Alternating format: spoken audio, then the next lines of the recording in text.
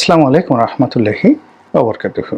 সম্মানিত দর্শক, পবিত্র ঈদুল ফিতর নিয়ে এই বছর যে মাতামাতি হচ্ছে, পক্ষে বিপক্ষে যে সকল কথাবার্তা হচ্ছে এবং এই উৎসবকে কেন্দ্র করে বাংলাদেশে যে নজিরবিহীন ঘটনা, দুর্ঘটনা এবং যা কিছু ঘটছে, এটি এই বাংলায় আমরা কখনো কল্পনাও করতে পারিনি।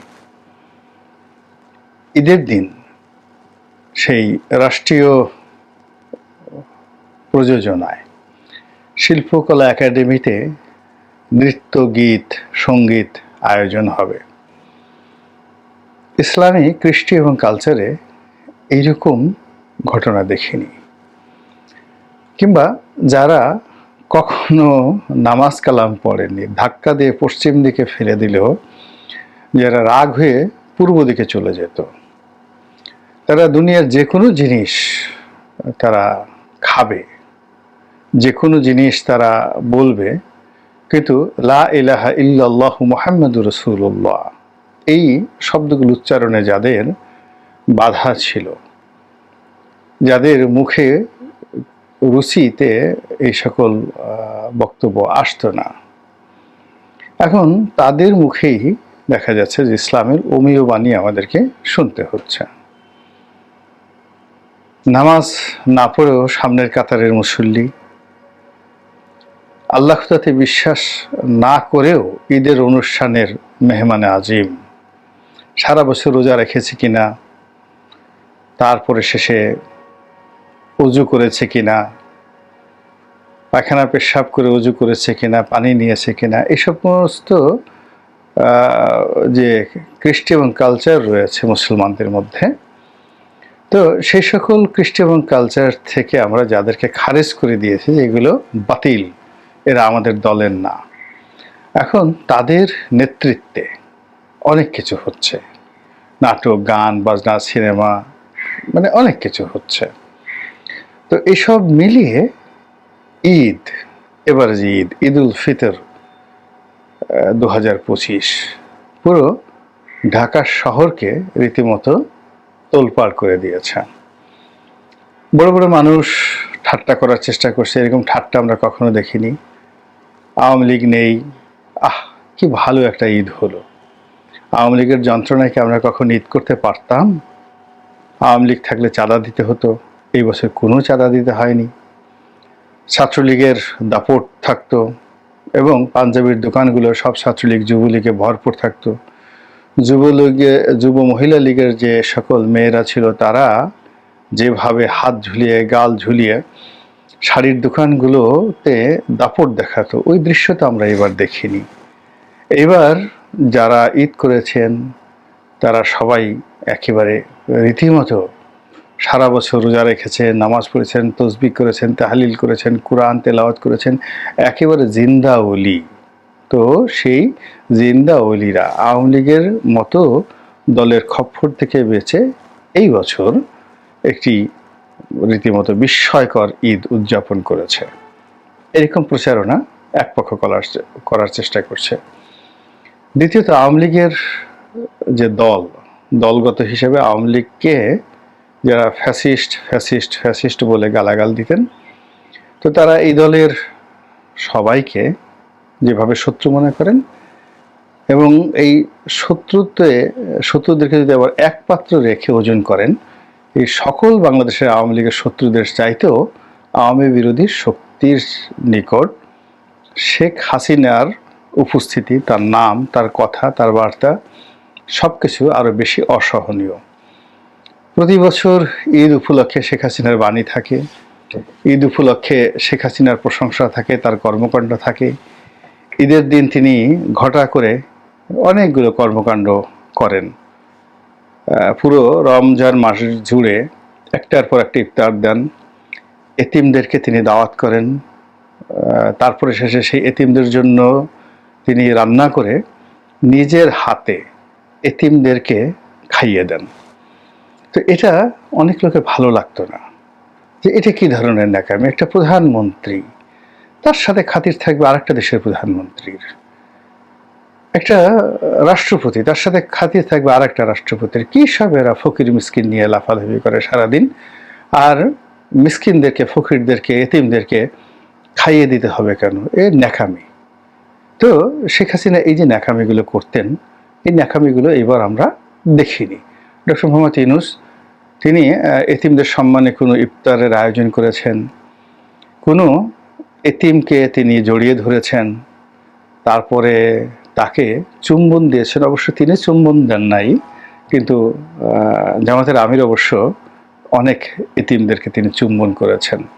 এটা নিয়ে অবশ্য ভিন্ন কথাবার্তা হচ্ছে।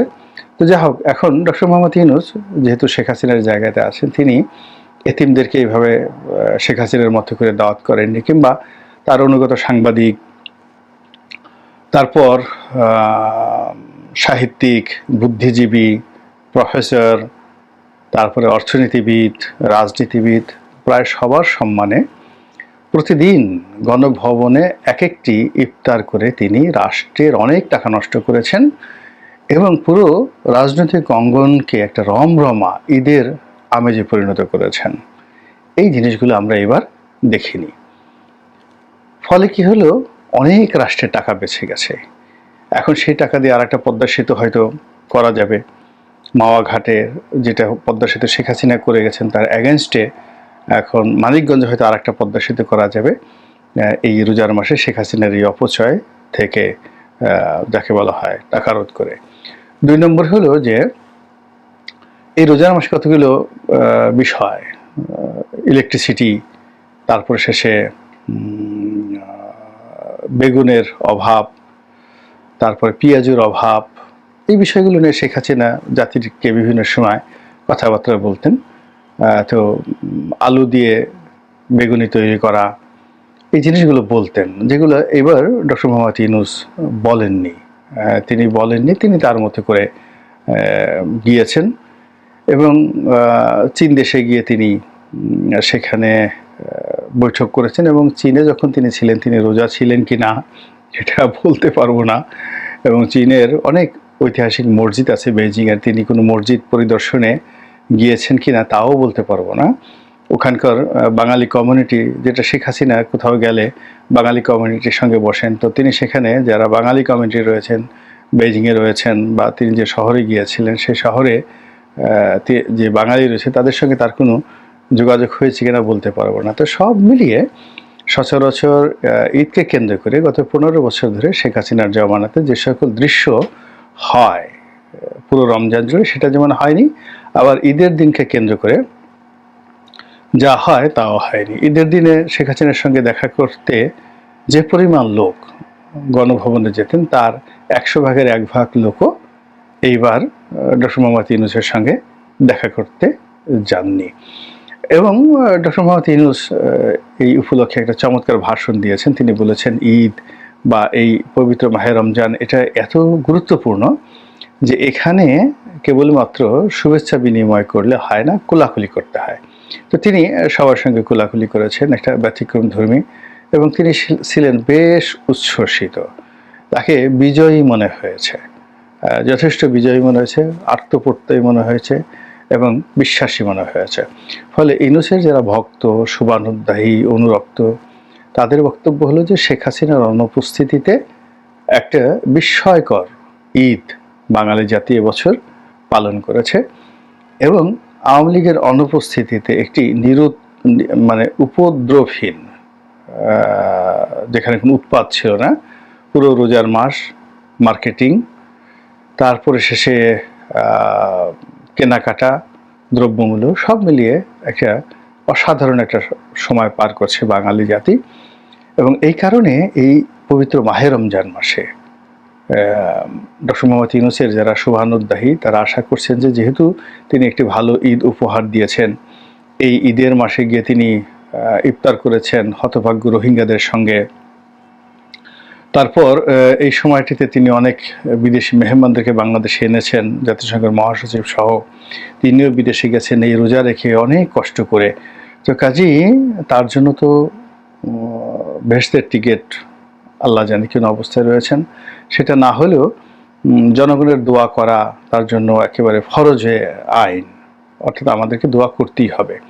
আর তার সঙ্গে সঙ্গে এরকম একটা ভালো মানুষকে আমরা পেয়েছি, যিনি কিনা এই ক্ষমতার চেয়ারে বসার সঙ্গে সঙ্গে বাংলাদেশকে নিয়ে চিন্তা করছেন এবং নির্ঘুম দিন যাপন করছেন এবং বাংলাদেশকে একটা ইউনিক শাসন ব্যবস্থা উপহার দিয়েছেন, ইউনিক দ্রব্যমূল্য নিয়ন্ত্রিত একটি পরিবেশ পরিস্থিতি তিনি বাংলাদেশকে উপহার দিয়েছেন। তো কাজেই এই মানুষটিকে রাখতে হবে, ক্ষমতায় রাখতে হবে। এবং ঈদের দিনে সবাই দোয়া করেছেন যেন যারা মানে সবাই বলতে ওনার আপনজন, যে ডক্টর মোহাম্মদ ইউনূস যেন অন্তত আরও 5টি বছর থাকতে পারেন প্রধানমন্ত্রী হিসাবে। তো সেই দিক থেকে যদি আপনি বিচার করেন, বিশ্লেষণ করেন, তবে এবারের যে শেখ হাসিনাবিহীন রাজনীতি, আওয়ামী লীগবিহীন ঈদ, এটি একটা নতুন মেরুকরণ বাংলাদেশে যুক্ত হয়েছে। এখন এই যে যুক্তি, মানে সংযুক্তি বা যুক্তি, ঈদের চলন বলন, কথাবার্তা, আচার আচরণ সব কিছুতে, এবং বানানও পরিবর্তন হয়েছে কিনা বলতে পারবো না। শেখ হাসিনা ঈদের বানানটা দীর্ঘইর পরিবর্তে রস্যই করে দিয়েছিলেন বাংলা একাডেমির মাধ্যমে। এইবার ঈদে কি রস্যই হয়েছে না দীর্ঘই হয়েছে, এটা আবার খালিদ মহিউদ্দিন, যিনি প্রখ্যাত সাংবাদিক, তিনি আবার প্রশ্ন করেছেন। আমি তার ভিডিওটা দেখার সুযোগ হয়নি এবং আমি নিজেও সরকারি কোনো দাওয়াত কার্ডে রস্যই না দীর্ঘই এটা লক্ষ্য করিনি। তো এরকম অনেক পরিবর্তন, বিশাল পরিবর্তন, মানে অনেকটা চন্দ্রগমনের মতো পরিবর্তন। তো এই পরিবর্তন কিভাবে আগামীতে কাজ করে, কিভাবে থাকে, সেটাই এখন দেখার বিষয়। আল্লাহ আমাদের সবাইকে হেদায়েত দান করুন এবং হেফাজত করুন। আসসালামু আলাইকুম ওয়া রাহমাতুল্লাহি ওয়া বারাকাতুহু।